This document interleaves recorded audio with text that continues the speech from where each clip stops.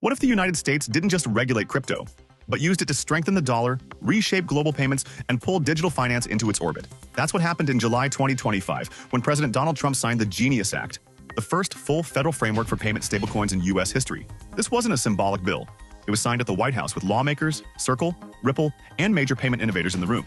And 4 months later, it's already changing markets, regulation, and how blockchain infrastructure will evolve. So what does the Genius Act actually do? It defines a new category called permitted payment stablecoins.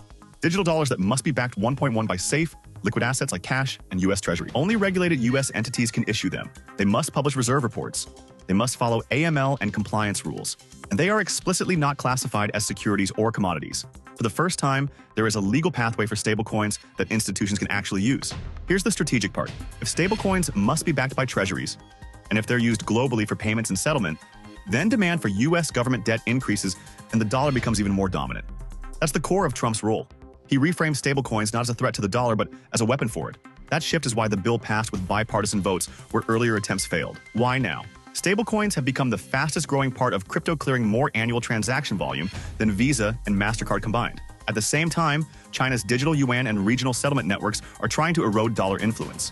Genius hits both fronts. Stabilizes the crypto market, strengthens dollar reach, modernizes settlement rails. Treasury projections say it could even reduce U.S. borrowing costs. What does this mean for blockchain ecosystems? Networks built for fast, low-cost settlement, like the XRP ledger, now have regulatory clarity for compliant stablecoin flows. Ripple's RLUSD and XRP-based liquidity corridors are positioned to benefit because they already operate in the lane Genius is legitimizing. Globally, the ripple effects have started.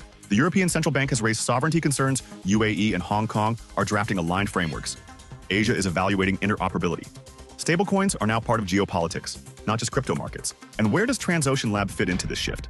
As a liquidity infrastructure builder on XRPL, TransOcean operates where compliant stablecoins, institutional settlement, and cross-chain liquidity come together. In a world where regulated digital dollars become standard collateral and settlement rails, liquidity intelligence becomes the competitive edge. And that's the layer TransOcean is developing. The Genius Act marks a turning point. Stablecoins aren't experimental anymore.